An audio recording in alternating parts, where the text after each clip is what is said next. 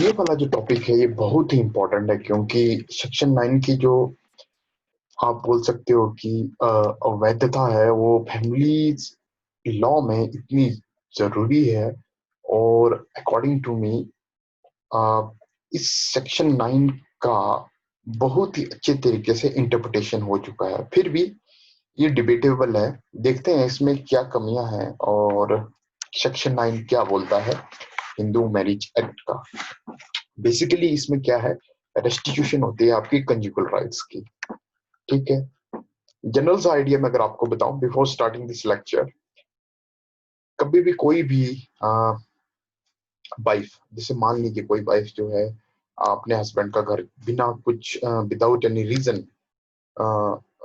छोड़ के चली गई है, तो हस्बैंड जो है उसको दोबारा से मतलब लीगली तरीके से अपने घर में वापस बुलाने का, अपनी सोसाइटी को ज्वाइन करने के लिए सेक्शन 9 का केस करता है।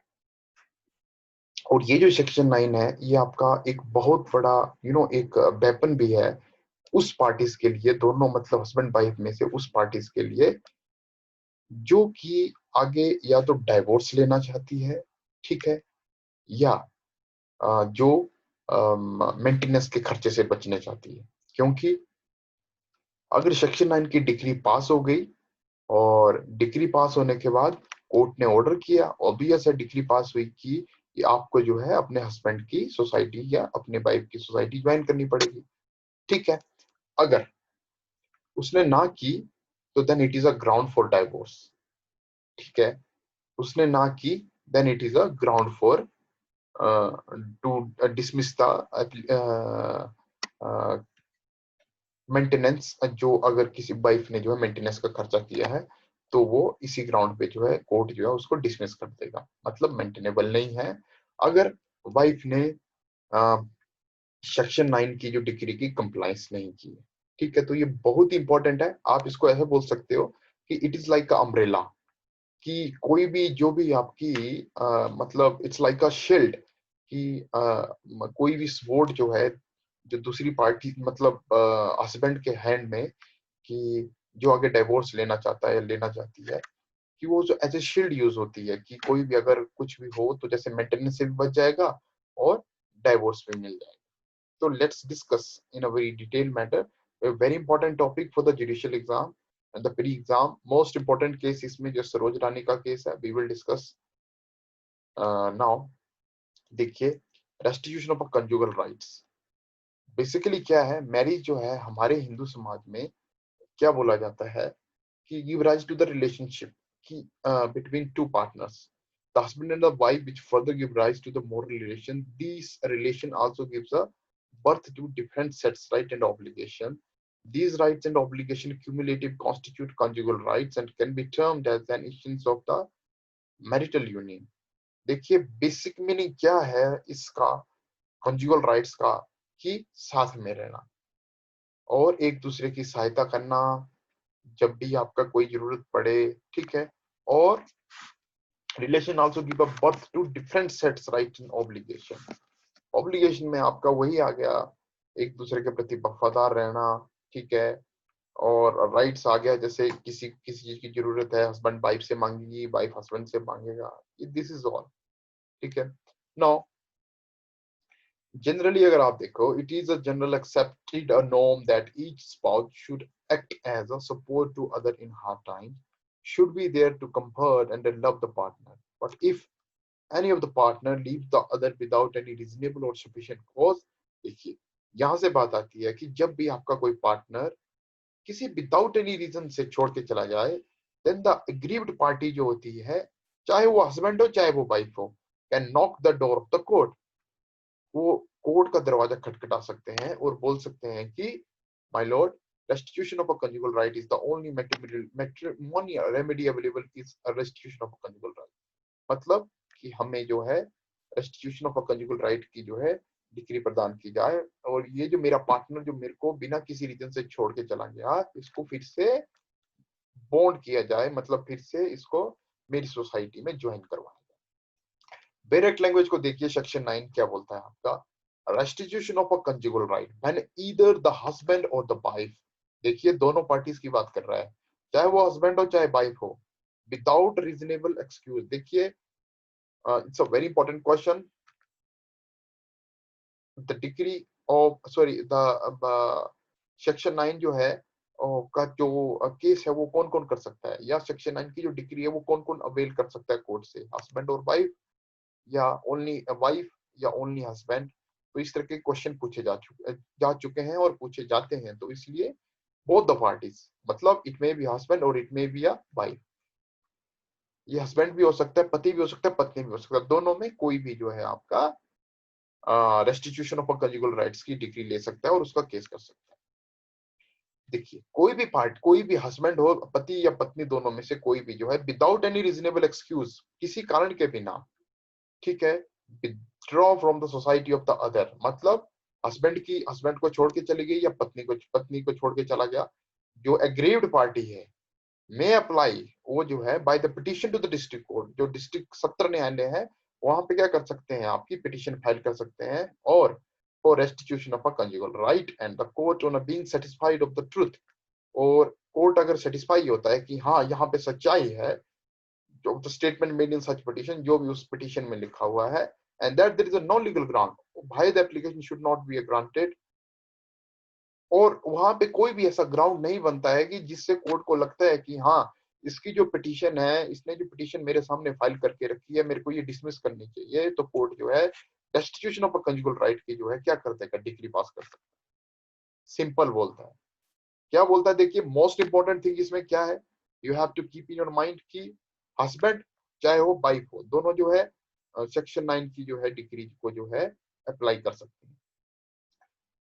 कॉज क्या है, विदाउट एनी रीजन वो छोड़ के जा रही है, विदाउट एनी रीजन जो है छोड़ के जा रहा है, कोर्ट को लगता है कि हाँ ये सच्चाई है और उसको कोई भी ग्राउंड ऐसा नहीं दिखता है कि जिसमें कि वो मना करे, तो कोर्ट जो है सेक्शन 9 की डिग्री पास कर देगा। ठीक है, when a spouse is guilty of staying away without any reasonable or a just cause, and if the suit of restitution of a conjugal right succeed, then the couple would be required to stay together.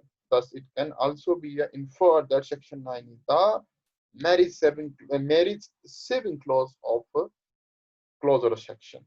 देखिए marriage saving clause इसको बोला गया है क्योंकि देखिए कई बार क्या होता है, देखिए फैमिलीज में in the heat of the moment क्या होता है, वो छोड़ के जा चुके होते हैं, either party, either husband, either wife, चाहे पति चाहे पत्नी, कई बार ऐसे गर्मजोशी में मतलब गुस्से से वो चले जाते हैं। ठीक है, तो सेक्शन 9 का केस करके क्या होता है कि वो उसको बुला सकते हैं वापिस में, तब तक वो कूल माइंड हो चुके हैं, तो मे बी यूनाइट हो सकता है।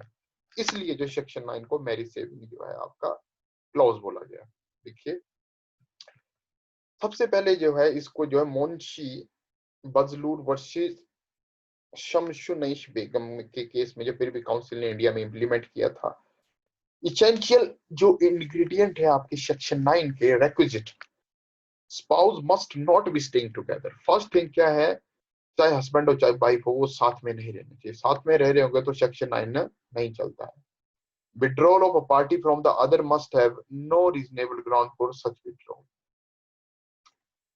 कि चाहे हस्बैंड ने वाइफ को छोड़ा, वाइफ ने हस्बैंड को छोड़ा, वो विदाउट एनी रीजन गए हो, ठीक है, उसका कोई भी लीगली ग्राउंड नहीं है। The agreed party must apply for restitution of conjugal right. ठीक है, नाउ वैलिडिटी, देखिए सेक्शन 9 की जो वैलिडिटी है उसके ऊपर बहुत डिबेट हुई है, बहुत अच्छे अच्छे केसेस हैं। It is to be noted that there arises a contention that restitution of a conjugal right clearly violates the right to privacy of the wife। देखिए ये भी बोला गया कि जो राइट टू प्राइवेसी है वाइफ की, उस राइट को जो है वॉयलेट किया गया। ठीक है, although the Supreme Court is its judgment जो है ये बोला, Kharak Singh versus state of UP में ऑनरेबल सुप्रीम कोर्ट ने ये बोला, ये हेल्ड किया कि right to privacy is an essential ingredient of personal liberty. ठीक है, रीड विद आर्टिकल 21 हो रहा है इसमें, अभी और डिस्कस करेंगे तो आपको क्लियर होगा। और in Govind versus state of Madhya Pradesh में बोला, again the court had to encounter the issue raised in the case of Kharak Singh. In this case, the Honorable Supreme Court came to conclusion that right to privacy among other rights is included in the right to liberty। देखिए basic purpose, देखिए यहाँ पे क्या, मैं थोड़ा सा broad आपको समझाऊं। आर्टिकल 21 को जो है वो बोलता है कि right to life and personal liberty, अब देखिए लिबर्टीज में कैसे इन्फ्रिंज होती है कि मान लीजिए कि वो कहीं बाहर जॉब करना चाहती है, बट हस्बैंड जो क्या कर रहा है, मना कर रहा है। अब वो घर को छोड़ के चली गई, ठीक है, वहां पे जॉब करने के लिए, पर उसने आरसीआर का केस कर लिया और कोर्ट ने डिग्री पास कर दी कि वो वापस आ जाए और अपने हस्बैंड की जो है सोसाइटी को ज्वाइन करिए। तो उसकी जो लिबर्टी है देखिए वो इन्फ्रिंज हो रही है। जो उसकी लिबर्टी थी कि वो she want to do a job somewhere in another place, ठीक है, where is husband is not residing, और वेयर उसके हस्बैंड का जो घर वहां नहीं है, बट हस्बैंड बोलता है कि you have to live stay together with us, आप यहीं रहो, हमारे साथ रहो। तो यहाँ पे क्या है, उसकी लिबर्टी खत्म हो रही है। तो इसलिए जो है आर्टिकल 21 में ये बोला गया, सुप्रीम कोर्ट ने इंटरप्रिटेशन दी कि आर्टिकल 21 में जो राइट टू प्राइवेसी है वो भी आपका इंक्लूड होता है, ठीक है। जुडिशियल अप्रोच, जुडिशियल अप्रोच देखिए, the T Sarita Venkata should be versus state, the court had held that Section 9 of the Hindu Marriage Act relating to the restitution of a conjugal right as a unconstitutional। क्या बोल रहा है इसमें, ये बोल दिया, सो unconstitutional बोल देगा, because this decree clear snatches the privacy of a wife by compelling her to live with her husband against her wish. देखिए right to life and personal liberty बोलता है कि हर एक नागरिक को, चाहे वो मेल हो चाहे फीमेल हो, ठीक है, चाहे वो हिंदू हो चाहे मुस्लिम हो, ठीक है, अभी हम हिंदू में रहते हैं, तो हिंदू अगर कोई लेडीज है तो उसको राइट है कि वो अपने हिसाब से रहे, अपनी आजादी से रहे। बट आरसीआर क्या बोलता है, आरसीआर उसकी आजादी को खत्म करता है। जैसे वो जॉब करना है बाहर, आजाद मतलब वो जॉब करने के लिए वो अपने इंडिपेंडेंट माइंड से वहां पे जानी चाहता, मतलब जॉब करने के लिए वो बाहर जाना चाहता, कहीं किसी और प्लेस में जाना चाहती थी, बट कोर्ट ने ऑर्डर कर दिया, जबकि यू हैव टू ज्वाइन, मतलब आप जो है वापिस आइए और अपने हस्बैंड की सोसाइटी को ज्वाइन कीजिए। तो उस केस में क्या है, उसका जो राइट टू लाइफ और पर्सनल लिबर्टी है वो इन्फ्रिंज हो रहा है। वो लिबर्टी नहीं रही, लिबर्टी किसके द्वारा कर्टेल कर दी गई, कोर्ट के द्वारा, ठीक है। तो इसलिए इसको क्या बोला गया यहाँ पे, टी सरिता वेंकटा शुभ विवाह वर्ष से स्टेट में बोला गया कि privacy, restitution of a conjugal right, restitution of a conjugal right, because this decree clearly snatches the privacy of a wife compelling her to live with her husband against her wish, against her wish। देखिए against her wish, जब किसी आदमी की इच्छा के खिलाफ कोई काम हो गया तो वो क्या हो गया, उसकी लिबर्टी छीन ली गई, इसका मतलब यही है ना। लिबर्टी जब नहीं रहती है तभी उसके अगेंस्ट काम होता है, उसकी इच्छा के अगेंस्ट काम होता है। तो इसीलिए, ठीक है, इसलिए इसको बोला गया कि ये जो सेक्शन है इस केस में ये बोला गया कि अम, ये जो है आपका क्लियरली क्या करता है, right to privacy of wife को स्नैच करता है, और ये अनकॉन्स्टिट्यूशनल है, राइट एज अनकॉन्स्टिट्यूशनल, ठीक है। In Harvinder Kaur versus Harminder Singh, the judiciary again went back to its original approach and helped Section 9 of the Hindu Marriage Act as a completely valid। पर इस case में क्या बोल दिया, हरविंदर में बोल दिया कि ये वैलिड है। The ratio of this case was upheld by the court in Saroj Rani versus SK Chanda। देखिए very very important, very very important. देखिए कई बार पूछा जा चुका है कि किस केस में सेक्शन 9 की जो है वैलिडिटी को, प्रिलिमिनरी एग्जाम में कई बार पूछा जा चुका है किस केस में जो है आपका सेक्शन 9 की जो है वैलिडिटी को अपहेल्ड किया गया था। तो देखिए हरविंदर कौर में इसको वैलिड किया गया, और हरविंदर कौर में जब वैलिड कर दिया गया, हरविंदर कौर में वैलिड करने के बाद आपका सरोज रानी वर्सेस एस के चंदा मीन्स में इसको फिर से अपहेल्ड किया गया, ठीक है, सरोज रानी वर्सेस एस के चंदा केस में, ठीक है। This is very important, don't forget. अब देखिए वॉयलेशन किस किस की होती है, right of restriction of conjugal right में देखिए article 91C, freedom of association, freedom to reside and settle in any part of India, freedom of practice of any profession. अभी देखिए लेते हैं हम इनको particularly single single. Infringement of freedom of association, देखिए in our country every citizen have a fundamental right to associate with anyone according to his or wish, ठीक है। कि जहां मर्जी चाहे वो कैसे भी एसोसिएट हो सकते हैं। By the matrimonial remedy of restitution of conjugal right is a freedom is abolished as a wife is compelled to have association against her will with her husband. देखिए, मान लीजिए, इसको देखिए मैं थोड़ा सा सिंप्लीफाई करता हूँ। मान लीजिए कोई वाइफ जो है अपने हस्बैंड के साथ नहीं रहना चाहती है, ठीक है, she life sorry wife don't want to associate with her husband, ठीक है। तो उस केस में क्या हो रहा है आपका, उस केस में देखिए, मान लीजिए, देखिए इसमें ये बोला गया कि वो मान लीजिए कि वो नहीं रहना चाहती, मतलब उसके हस्बैंड ने उसको मारा ताड़ा, अब वो उसके साथ एसोसिएट नहीं रहना चाहती। बट मान लीजिए कि डिग्री पास कर दी गई तो अब उसको रहना पड़ेगा, तो इन्फ्रिंज हो गया ना आपका राइट टू एसोसिएशन। हस्बैंड के साथ एसोसिएट नहीं होना चाहती है पर फिर भी उसको एसोसिएट होना पड़ेगा। देयरफॉर ये बोला गया कि ये इन्फ्रिंज करता है। देखिए, Hurram versus Mishri by the court passed the restitution against the will of the wife. ठीक है। In the case, though the wife had clearly stated that she would not wish to live with her husband, still the court went ahead and gave the judgment in favor of the husband.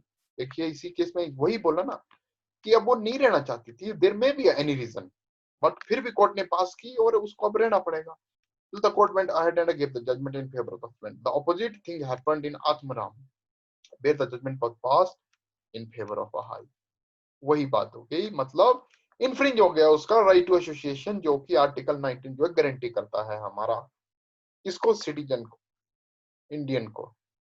Infringement of a freedom to decide and to practise any profession. ये देखिए, हमारे India में बोला गया है कि जिस तरीका, मतलब कोई भी, मतलब जो भी है कि एवरी सिटीजन को जो है राइट है अपने हिसाब से बिजनेस करने, चाहे वो मेल हो चाहे फीमेल हो। बट आरसीआर देखिए कैसे रोकता है, believe in a society where there is a complete freedom as to which profession to choose. ठीक है, हम उस समाज में रहते हैं जहां पे जिस तरीके का प्रोफेशन जो हम चूज करना चाहते हैं हम कर सकते हैं। At time under the restriction of a conjugal right a person is forced to live with the partner with no general wish or interest, and thus this freedom to freely decide and practice any profession of a choice seems to be violated. Several times in the past, court have tried to give remedy. The Apex Court, in the case of Harvinder Kaur, state it was said that introduction of the constitutional law in the home is the most inappropriate. It is like introducing a bill in a China shop. देखिए, apex court ने कितनी अच्छी बात बोली Harvinder Kaur versus state में कि ये इतना इनअप्रोप्रिएट है कि कॉन्स्टिट्यूशन लॉ को अगर आप घर में भी इम्प्लीमेंट करने लगे तो ये ऐसा हो गया कि आप किसी चाइनीज मार्केट में गए, चाइनीज शॉप में गए और बोलो कि भाई हमें बिल दो। अब देखिए बिल से क्या रिलेशन है चाइना का, कि आपको पता है कि कभी वारंटी मिलती नहीं है। चाइना वाली चीज आज ली आप कल भी खराब हो सकती है, 10 साल बाद भी खराब हो सकती है। ठीक है, तो इसलिए सुप्रीम कोर्ट ने, देखिए ऑनरेबल सुप्रीम कोर्ट ने कितनी अच्छी बात बोली, introduction of the constitutional law in a home is the most inappropriate. कि आप ये बोलो कि ये मेरा राइट ये यहाँ पे खत्म हो रहा है, मेरा राइट वहां पे खत्म हो रहा है, मेरा ये एसोसिएशन का राइट खत्म हो रहा है, मेरा प्रोफेशन का राइट खत्म हो रहा है। तो ये सारी चीजें अगर आप आर्टिकल 19 के साथ रीड करके आप रेस्ट्रिक्शन ऑफ कंजुगल राइट, या मतलब जो घर का मतलब अपने घर में कॉन्स्टिट्यूशन को इम्प्लीमेंट करने लगे, तो ये ऐसी बात हो गई। कोर्ट बोलता है कि you are going in the shop, china shop, and you are asking for a bill, मतलब उसकी कोई गारंटी वारंटी नहीं।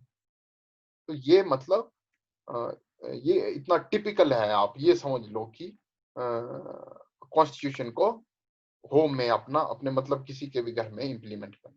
ठीक है, देखिए सुजेशन इसमें ये थे कि इट इज बेटर कि आप रेस्टिट्यूशन ऑफ कंजुगल राइट की instead of restitution conjugal right के केस की जगह वहां पे कंसिलेशन करें, रिकंसिलेशन करें, क्योंकि कंसिलेशन में भी अ बेटर ऑप्शन, की कंसिलेशन से जो आपके डिस्प्यूट है में भी शॉर्ट हो।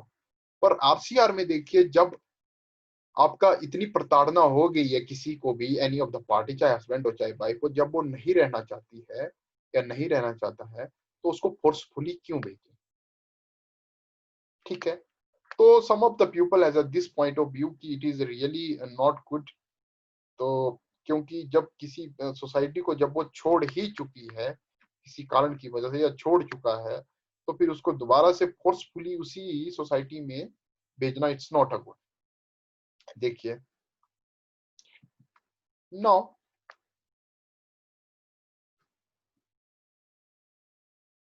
देखिए कंक्लूजन से पहले मैं आपको एक चीज और बताना चाहता हूँ।